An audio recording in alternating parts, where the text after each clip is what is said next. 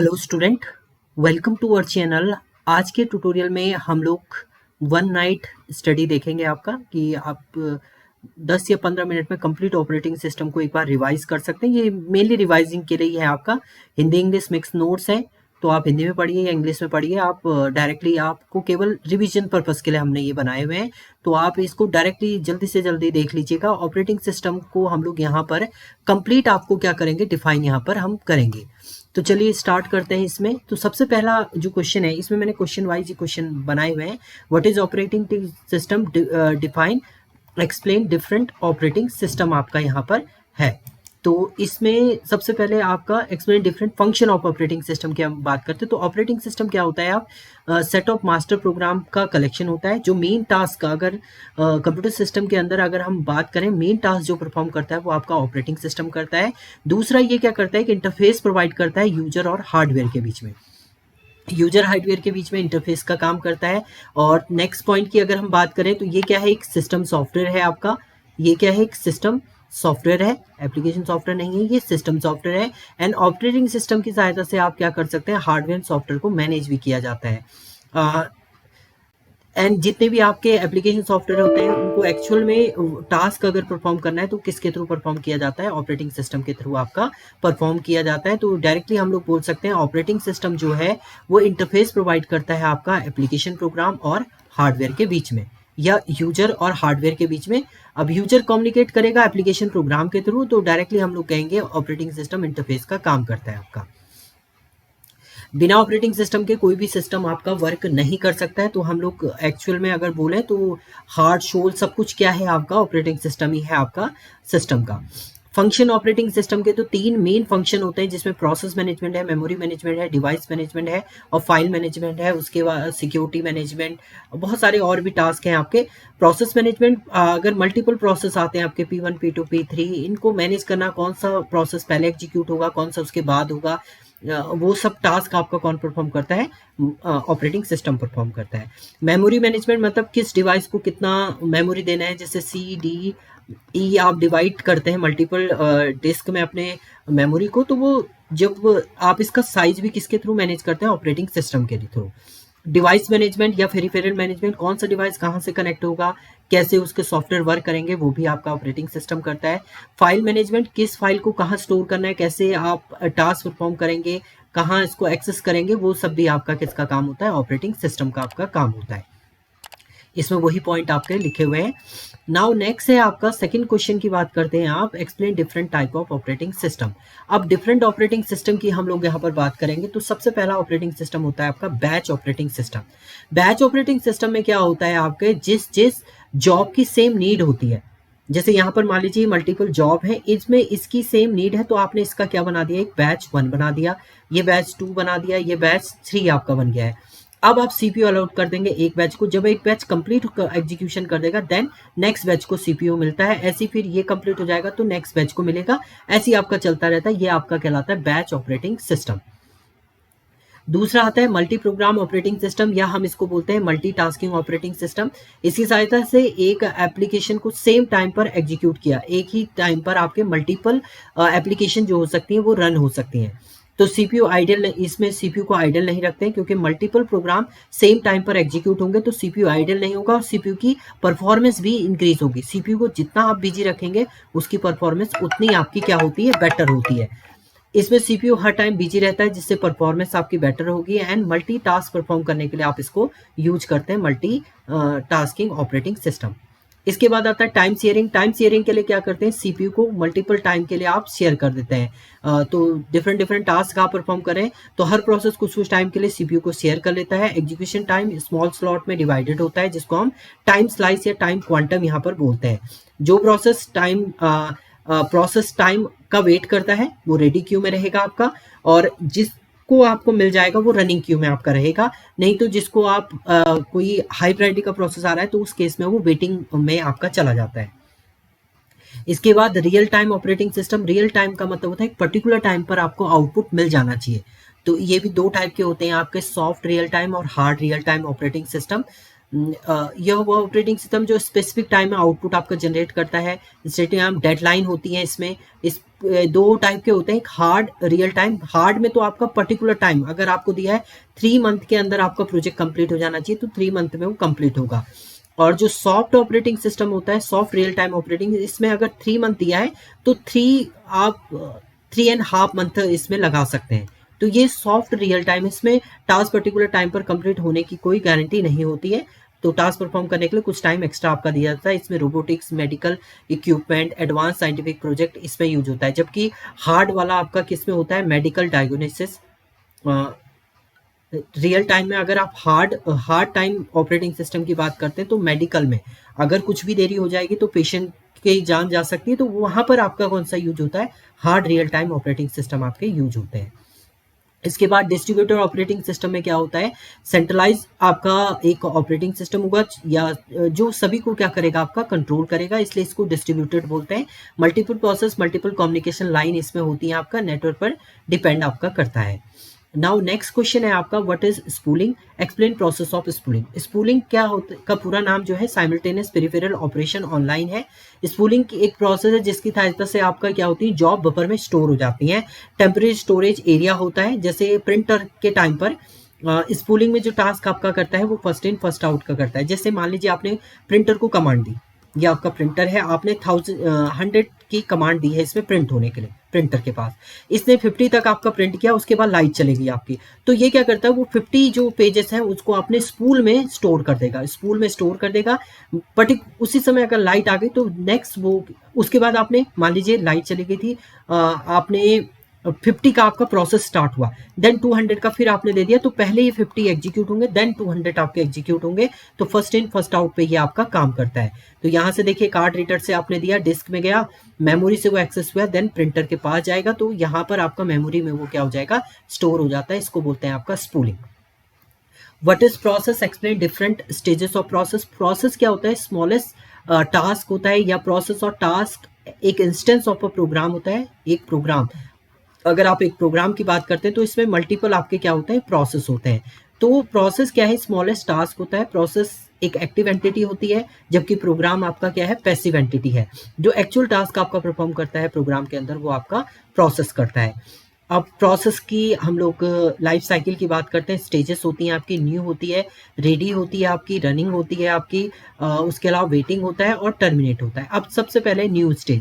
New stage वो होती है जहां पर आपके प्रोसेस क्रिएट होते हैं, जैसे P1, P2, P3, P4, ये आपके प्रोसेस क्रिएट हुए। एडमिटेड मतलब कौन सा प्रोसेस एग्जीक्यूट होने के लिए रेडी है, मान लीजिए यहाँ पर P2, P4 एंड P1 जो है वो रेडी है एग्जीक्यूट, P3 अभी नहीं है तो वो वहीं रहेगा। रेडी के बाद अब जो प्रोसेस एग्जीक्यूट होने के लिए स्टार्ट हो गया है, मान लीजिए P2 आपका रनिंग स्टेज में जाएगा, जब इसका एग्जीक्यूशन कंप्लीट हो जाएगा तो ये टर्मिनेट हो जाएगा।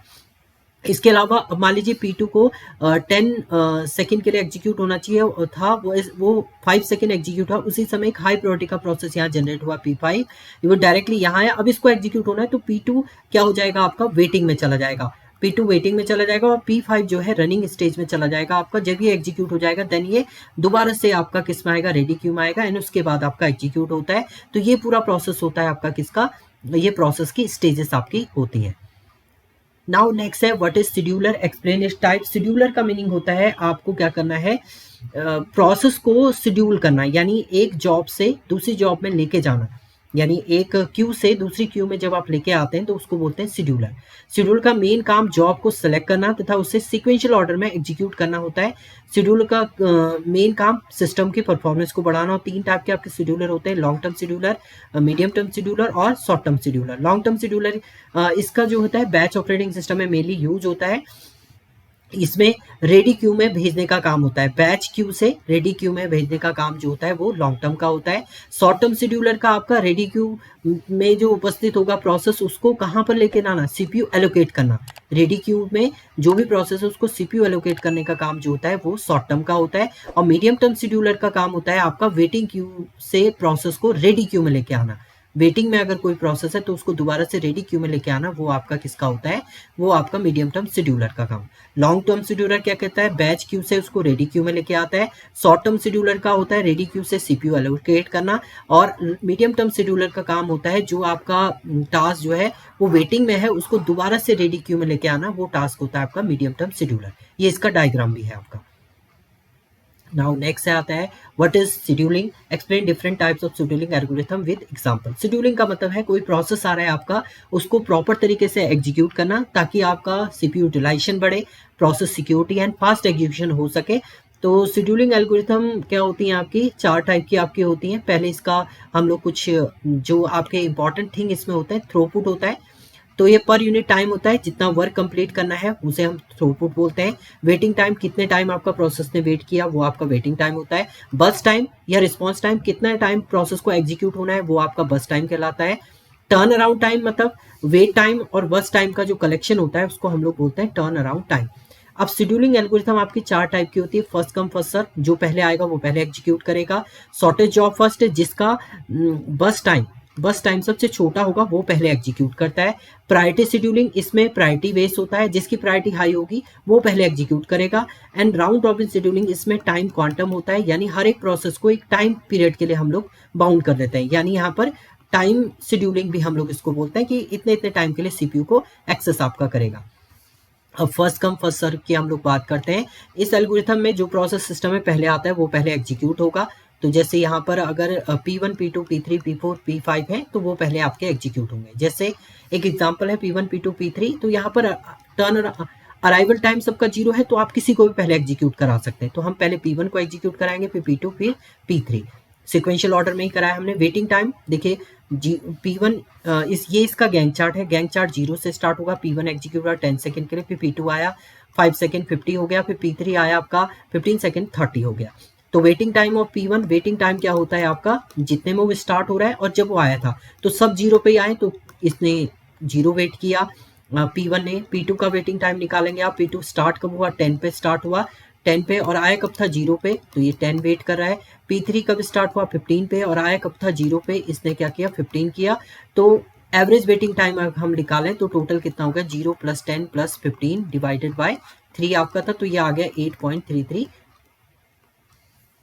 सेकेंड, ये हो जाएगा। अब टर्न अराउंड टाइम क्या हो जाएगा, वेटिंग टाइम प्लस बस टाइम उसका, तो P1 का बस टाइम 10 था, वो हो गया वेटिंग टाइम बस टाइम, वेटिंग टाइम बस टाइम, और इससे आपने इसकी वैल्यू को फाइंड आउट कर दिया।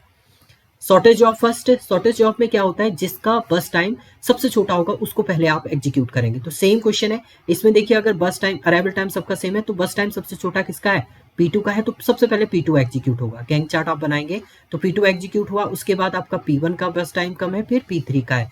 तो इस तरीके से आप इसका अगर बस वो निकालेंगे एवरेज टर्न अराउंड टाइम, तो ये 6.6 है, उससे लेस आएगा आपका।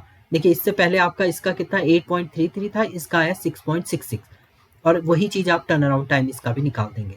तीसरा आता है प्रायोरिटी शेड्यूलिंग, इसमें प्रायोरिटी दी होती है, जितनी छोटी प्रायोरिटी होगी वो हाई होगा आपका। तो प्रायोरिटी सबसे हाई किसकी है, यहाँ पर 1 आपका हाईएस्ट होगा, तो सबसे पहले P3 को एग्जीक्यूट कराएंगे, फिर किसकी प्रायोरिटी है P2 की है, फिर P1 की है। इससे गैंग चार्ट आपने फाइंड आउट किया और देन इसमें आपने फाइंड आउट किया, तो इसका जो आपका एवरेज वेटिंग टाइम आया वो आया 11.66, और turn around time, average turn around time आपका ये आ गया। राउंड रॉबिन शेड्यूलिंग में क्या होता है, हर प्रोसेस को कुछ कुछ टाइम के लिए हम लोग एग्जीक्यूट कर देते हैं, हम ये नहीं दिखाते हैं कि हर प्रोसेस कुछ टाइम के लिए आपका वेट करे। तो इसमें क्या होता है आपका, जिसमें हम लोग टाइम स्लाइस या टाइम क्वांटम, सीपीयू को टाइम क्वांटम में डिवाइड करते थे कि इतने इतने सेकंड के लिए हर एक प्रोसेस क्या करेगा, इसको एग्जीक्यूट करेगा। तो यहाँ पर हमने टाइम क्वांटम दे दिया, 4 मिली सेकेंड तक हर एक प्रोसेस को एग्जीक्यूट करेगा। तो सबसे पहले P1 आया, 4 सेकंड ये चला, इसके अभी कितने बच गए, 4 इसने ले लिए, 6 आपके बचे। P2 आया 4 सेकंड, ये भी ले लिया है, तो 1 बचा इसका, और ये भी आपका 4 सेकंड लिया, और P3 भी 4 सेकंड लिया, तो इसमें आप इसके बच गए यहाँ पे 11। नाउ फिर से P1 आया, P1 ने 4 फिर लिए, तो अब बच गए इसके पास कितने 2, ये कंप्लीट हो गया। देखिए P2 केवल 1 सेकंड के लिए आपका चला। अब P3 ये कंप्लीट हो चुका है। P3 आया, P3 ने क्या 4 सेकंड लिए आपके, तो ये कितना बच गया 7 और बच गया। देन उसके बाद आपका फिर से क्या आया, P1 आया, P1 ने 2 सेकंड इसका चलना था, 21 से 23 2 सेकंड हो गए। अब P3 कंप्लीट आपका एग्जीक्यूट हो जाएगा। तो इसमें जब आप वेटिंग टाइम निकालेंगे तो देखिए पहले 0 -0 पे आया था, प्लस फिर वेटिंग टाइम आपका ये रहेगा इतना, 12 - 4 रहेगा आपका, 12 - 4 रहेगा, प्लस P2 फिर है, P1 फिर है, फिर इतना वेट और किया इसने, तो कितना आ गया 21 - 16। तो टोटल इसने जो वेट किया वो किया आपका 30 मिली सेकेंड। ऐसे P2 का वेटिंग टाइम आप निकालेंगे तो P2 देखिए 4 पे स्टार्ट हुआ, आया 0 पे था, प्लस दूसरा P2 यहाँ पर 16 पे स्टार्ट है और पहला वाला 8 पे कंप्लीट है, तो 16 माइनस 8, फिर P2 नहीं है, तो यहाँ पर आपका कितना किया इसने 4 प्लस 8 आपका 12 मिली सेकेंड इसने किया। इसी तरीके से आप P3 का भी निकाल देंगे और यहाँ पर आपका average waiting time, average turn around time आपका फाइंड आउट हो जाएगा। इसके बाद आता है आपका डेडलॉक। डेडलॉक एक ऐसी कंडीशन होती है जिसकी कोई की नहीं है। डेडलॉक एक सिचुएशन है जिसकी कोई भी की अभी तक नहीं है। इसमें क्या होता है, आपके मोर देन एक से ज़्यादा प्रोसेस जो है सेम रिसोर्सेज का जब वेट करते हैं तो वो आपका डेडलॉक हो जाता है। देखिए यहाँ पर P1 और P2 दो प्रोसेस हैं। P1 को रिसोर्स R1 एलोकेट है और P2 को रिसोर्स R2 आपका एलोकेट है। अभी अगर हम बात करें तो इसको समझते हैं। यहाँ पर देखिए ये एलोकेट है, इसको ये एलोकेट है। अब कुछ टाइम बाद P2 को जरूरत पड़ी R1 की, तो इसने रिक्वेस्ट भेज दी इसकी। ये तब तक इसको रिलीज नहीं करेगा, ये जब तब तक इसको एक्सेस नहीं कर सकता जब तक ये P1 इसको रिलीज नहीं करेगा। इसी टाइम P1 को भी जरूरत पड़ गई रिसोर्स 2 की, तो इसने भी रिक्वेस्ट सेंड कर दी। तो P2 भी आपका तब तक इसको रिलीज नहीं करेगा जब तक आप आपका एग्जीक्यूट नहीं हो जाए। तो इस केस में देखिए P1 किसका वेट करा, P2 का, कि P2 R2 को रिलीज करे, और P2 वेट करा P1 का कि वो R1 को रिलीज करे। तो इसमें एक साइकिल बन जाती है, तो ये कहलाता है आपका डेडलॉक। तो सिस्टम क्या हो जाता है आपका डेड कंडीशन में हो जाएगा, रिसोर्सेस आपस में एक दूसरे का ही वेट करने लग जाते हैं। तो इसी को हम लोग क्या बोलते हैं, डेडलॉक बोलते हैं। ये पूरा डिफाइन है। अब डेडलॉक की कंडीशन क्या होती है, mutual exclusion, no shareable resources हैं तो आपस में एक दूसरे का वेट करें, शेयर कोई कर नहीं सकता, एक टाइम पर एक ही प्रोसेस रिसोर्स को एक्सेस कर सकता है, तो डेडलॉक आ जाता है। दूसरा होल्ड एंड वेट, एक प्रोसेस P1 ने होल्ड भी किया है रिसोर्स, R1 को होल्ड किया है और R2 का वो क्या कर रहा है, वेट कर रहा है, तो इस कंडीशन से भी डेडलॉक आ जाता है। नो प्रीएम्पशन, इसमें कोई प्रायोरिटी वाला नहीं है कि प्रायोरिटी वाला प्रोसेस पहले एग्जीक्यूट हो जाए, वो कंडीशन भी नहीं है।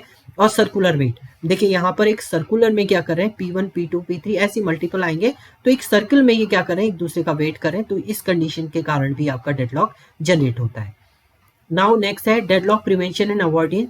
पहला eliminating mutual exclusion. Mutual exclusion में कहते हैं कि हम शेयरेबल रिसोर्सेज यूज कर लें। शेयरेबल रिसोर्सेज मतलब R1 को P1 भी शेयर कर सकता है और P2 भी शेयर कर सकता है, तो इजीली वो एग्जीक्यूट हो सकते हैं, डेडलॉक नहीं आएगा।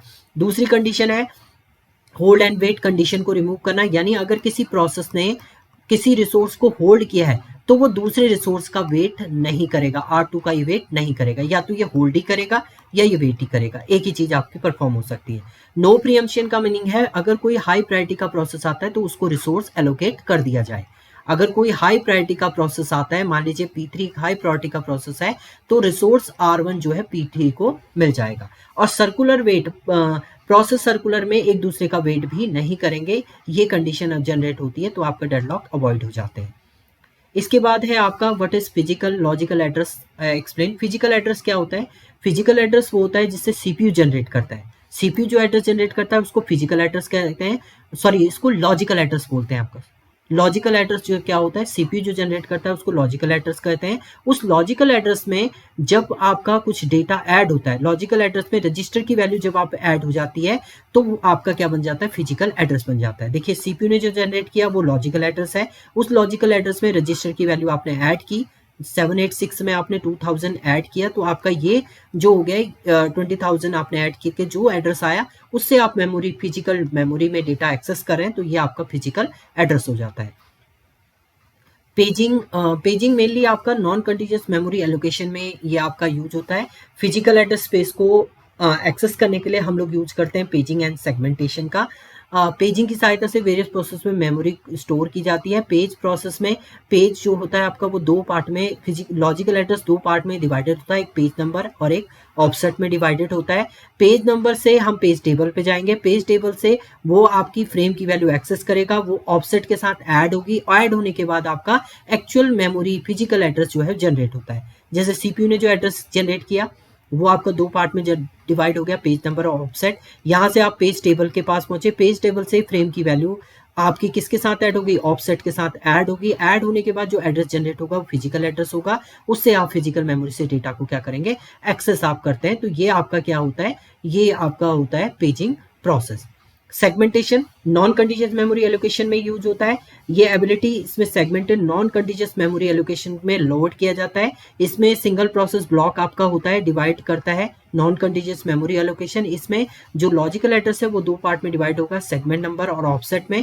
इस सेगमेंट नंबर से आप क्या करेंगे, सेगमेंट टेबल पे जाएंगे। सेगमेंट टेबल से आपकी ऑफसेट की वैल्यू, सॉरी बेस वैल्यू और साइज आपका फाइंड आउट होगा। पहले आप चेक करेंगे कि ऑफसेट जो है वो लेस देन सेगमेंट टेबल का जो बेस है उससे लेस देन होना चाहिए। अगर लेस होगा तो फिर ये ऐड हो जाएगा आपका किसमें, ऑफसेट के साथ आपका साइज जो है वो ऐड होगा। ऐड होने के बाद आपका फिजिकल एड्रेस मिलता है, उस फिजिकल एड्रेस से आप फाइंड आउट करते हैं फिजिकल मेमोरी में डेटा। अगर ये लेस देन नहीं है तो उस केस में आपका क्या होता है, एरर जनरेट हो जाती है। नाउ नेक्स्ट है what is fragmentation, explain. Main memory में जब आप फिक्स पार्टीशन का यूज करते हैं उस समय जब आप डेटा देते हैं, जैसे आप मान लीजिए ये आपका फिक्स पार्टीशन है, इसमें आपने कोई प्रोसेस या 100 का साइज है, आपने 50 डेटा स्टोर कर दिया है बट इसमें कुछ बच गया ही। ऐसे यहाँ पर आपने 80 डेटा दिया, यहाँ पर 20 बच गया, तो ये जो स्मॉल स्मॉल होल बचते हैं इसको ही हम लोग क्या बोलते हैं, मेमोरी फ्रेगमेंटेशन। दो टाइप का होता है आपका, इंटरनल फ्रेगमेंटेशन और एक्सटर्नल फ्रेगमेंटेशन। इंटरनल फ्रेगमेंटेशन जो होता है तब आता है जब स्टैटिक पार्टीशन होता है आपका, और फिक्स पार्टीशन के टाइम पर आपका इंटरनल फ्रेगमेंटेशन होता है। और जब आप डायनेमिक या वेरिएबल पार्टीशन करते हैं तो उस समय आपका एक्सटर्नल फ्रेगमेंटेशन जो है वो जनरेट होता है। इसको जो रिमूव करने की टेक्निक होती है फ्रेगमेंटेशन को, उसमें कॉम्पैक्शन। कॉम्पैक्शन का मीनिंग है जो आपके ये छोटे छोटे होल बचे हैं, यहाँ पर आपका 50 बचा है, यहाँ पर 20 बचा है, इनको कंबाइन करके आप एक नया मेमोरी साइज आप बना सकते हैं, वहां पर आपका नया प्रोसेस एग्जीक्यूट करा सकते हैं। इसके बाद जो इंपॉर्टेंट पॉइंट है इसमें वो है page replacement algorithm. Page replacement algorithm जो होता है जब आपका पेज की डिमांड बढ़ जाती है, जैसे मान लीजिए हमारे पास जो है मेमोरी का साइज इतना ही है, इसमें क्या है, यहाँ P1, यहाँ P2, यहाँ P3 आपका एग्जीक्यूट है, ये आपका सेकेंडरी स्टोरेज है। तो पेज रिप्लेसमेंट एल्गोरिथम में क्या करते हैं आप, अगर आपकी मेमोरी फुल हो गई तो उस केस में जिस प्रोसेस की अभी नीड नहीं है उसको यहाँ से स्वैप आउट करते हैं, स्वैप आउट कर देते हैं, और उसकी जगह पे आप नया प्रोसेस क्या कर देंगे, मेमोरी से स्वैप इन कर देते हैं। तो ये ही आपका पेज रिप्लेसमेंट की आपकी कंडीशन होती है। Demand swap in swap out किया जाता है ताकि आपकी मेमोरी की जो डिमांड है वो आपकी फुलफिल हो सके। इसी को हम लोग पेज रिप्लेसमेंट एल्गोरिथम बोलते हैं। इसमें 3 टाइप की आपकी पेज रिप्लेसमेंट एल्गोरिथम होती है, जिसमें फर्स्ट इन फर्स्ट आउट होता है, जिसको हम ब्लेडी एनोमली भी बोलते हैं। इसमें जो पहले आएगा वो पहले आपका एग्जीक्यूट होगा और वही पहले बाहर जाएगा। जैसे यहाँ पर देखिए आपके पास ये पेजेस दे रखे हैं और फ्रेम दे रखे हैं आपके पास 3, तो 3 फ्रेम में सबसे पहले 7 आया, 7 एग्जीक्यूट हो गया आपका, 2 आया, 2 भी एग्जीक्यूट हो गया, 1 आया, 1 भी एग्जीक्यूट हो गया। इसके बाद 2 आया तो 2 पहले से मेमोरी में है तो आपको एग्जीक्यूट करने की जरूरत नहीं। अब 5 आया तो जैसे ही 5 आया अब देखेंगे सबसे पहले आपका 7 आया था वो बाहर जाएगा, उसकी जगह पे 5 आपका एग्जीक्यूट हो जाएगा। फिर 6 आया, 6 में देखेंगे आप अभी जो मेमोरी के अंदर है वो ये 3 है, इनमें से ये आपका आया था सबसे पहले तो ये एग्जीक्यूट, ये हटेगा, इसकी जगह पे 6 चला जाएगा। फिर 7 आया, 7 में देखेंगे आप 1 हटेगा, उसकी जगह 7 आ जाएगा। फिर आपका 2 आया तो इन तीनों में से 5 सबसे पहले आया था तो 5 यहाँ से हटके उसकी जगह 2 आ जाएगा। तो यहाँ पर सारे आपके पेजेस जो हैं वो एग्जीक्यूट हो चुके हैं 3 फ्रेम में। तो यहाँ पर कितनी बार आपने स्वैप आउट स्वैप इन किया, वो आपने 7 टाइम किया, तो इसमें पेज फॉल्ट कितने हो गए आपके 7, 1 2 3 3 4 5 6 7 टाइम आपने किया तो ये 7 पेज फॉल्ट आ गया। दूसरा आता है ऑप्टिमल पेज रिप्लेसमेंट। ये फ्यूचर की नॉलेज पे बेस होता है, यानी फ्यूचर में चेक करेगा कि पेज कितनी देर में आ रहा है। अगर वो जस्ट अभी आ रहा है तो उसको आप स्वैप आउट नहीं करेंगे, जो सबसे लास्ट में आ रहा होगा उसको आप स्वैप आउट करेंगे। तो जैसे सेम है, क्वेश्चन वही है, फ्रेम आपके 3 है, देखो 7 आया, 7 एग्जीक्यूट हो चुका है, 2 आया, 2 भी एग्जीक्यूट, 1 आया, 1 भी एग्जीक्यूट। अब 2 आया आपका तो आप चेक करेंगे आगे 2 कब आ रहा है आपका, आगे 2 आपका इन तीनों में से सबसे लेट में कौन आ रहा है, लेट में जो आ रहा है, सॉरी 2 तो आपका एग्जीक्यूट हो ही रहा है। अब आया आपका 5 आया तो आपको इन तीनों में से किसी एक को रिमूव करना है यहाँ से। तो आप देखेंगे, देखिए जो 2 है वो तो आ रहा है मेमोरी में, 7 भी आपका आगे आएगा, बट 1 अभी फ्यूचर में कहीं नहीं आ रहा है तो आप 1 को हटाएंगे, उसकी जगह पे 5 इंसर्ट कर देंगे। देन 6 आया, 6 को आप जैसे करेंगे, 6 में भी वही देखना है, देखिए 7 और 2 तो अब इसके बाद आने वाला है, बट 5 अब आगे आएगा ही नहीं, तो 5 को हटा के उसमें 6 कर देंगे आप। देन उसके बाद 7 आपका मेमोरी पड़ा है, 2 भी पड़ा है, तो इसमें पेज फॉल्ट की बात करेंगे तो आपके इसमें सबसे कम पेज फॉल्ट आते हैं, तो यहाँ पर क्या आ गया आपका 5, फ्यूचर की नॉलेज को लेके कर रहे हैं। LRU जो होता है पास्ट की नॉलेज को देखते हैं कि वो अभी अभी अगर आया होगा तो उसको आप नहीं हटाएंगे, अदर को आप हटा देंगे। तो फ्यूचर की नॉलेज को देखेंगे, इसमें 7 आया, स्पेस मिला, एग्जीक्यूट हो गया, 2 आया, स्पेस मिला, एग्जीक्यूट हो गया, 1 आया, स्पेस मिला, एग्जीक्यूट। अब 2 आया, 2 मेमोरी, 5 आया, तो 2 अभी भी आया है, 1 अभी भी आया है, 7 सबसे पहले आया था, तो 7 की जगह पे 5 आ जाएगा आपका। देन 6 आया, 5 अभी भी आया है, 2 अभी भी आया है, 1 सबसे पहले आया, तो उसकी जगह पे 6 आपका इंसर्ट हो जाएगा। नाउ 7 आया, देखिए 6 अभी भी आया, 5 अभी आया है, 2 सबसे पहले आया था, 2 की जगह पे 7 आ जाएगा। देन 2 आया आपका, 7 अभी भी आया है, 6 अभी आया, 5 पहले आया तो 5 की जगह पे आपका 2 एग्जीक्यूट हो जाएगा। तो इसमें जो पेज फॉल्ट आएंगे आपके 1 2 3 4 5 6 7 आपके इसमें भी जनरेट होंगे। तो ये इस टाइप से आप पेज फॉल्ट फाइंड आउट आप करते हैं।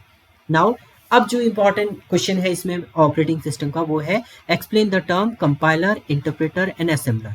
ये क्या होते हैं? ये तीनों आपके लैंग्वेज ट्रांसलेटर हैं।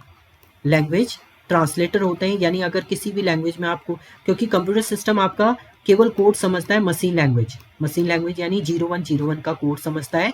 तो जो भी हम राइटअप करते हैं, जैसे आप सी में कुछ लिख रहे हैं, आपने प्रिंट लिखा है यहाँ पर, तो ये डायरेक्टली मशीन ये नहीं समझेगी, पहले वो आपका 0101 में कन्वर्ट करेगा, देन अंडरस्टैंड करेगा। तो 0101 में कन्वर्ट करने के लिए आपके मीडिएटर होते हैं, जिनको हम लोग लैंग्वेज ट्रांसलेटर बोलते हैं। ये 3 आपके लैंग्वेज ट्रांसलेटर होते हैं, जिसमें सबसे पहला कंपाइलर होता है, प्रोग्रामिंग लैंग्वेज बाइनरी फॉर्मेट में कन्वर्ट किया जाता है, मशीन कोड में कन्वर्ट करते हैं आप। इसमें पूरे कोड को एक साथ, ये कंप्लीट कोड एक साथ कन्वर्ट होगा आपका किसमें?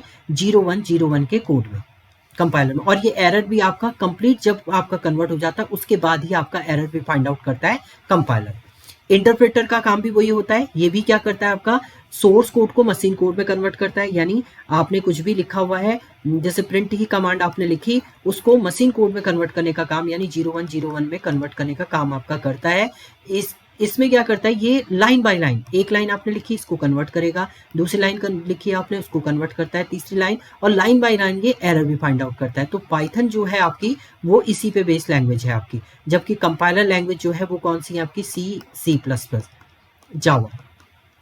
जावा बोथ है। जावा आपकी इंटरप्रेटर बेस्ड भी लैंग्वेज है। सॉरी, ये हमने पढ़ा आपका कंपाइलर यस, ये इंटरप्रेटर बेस्ड जावा आपकी दोनों बेस है, कंपाइलर भी और इंटरप्रेटर बेस्ड लैंग्वेज भी आपकी है। इसके बाद आता है आपका असेंबलर। असेंबलर क्या करता है? आपकी असेंबली लैंग्वेज, जो भी आपकी क्या है, असेंबली लैंग्वेज मीन्स जो आपकी माइक्रो प्रोसेसर की लैंग्वेज होती है, वो होती है आपकी निमोनिक फॉर्मेट कोड।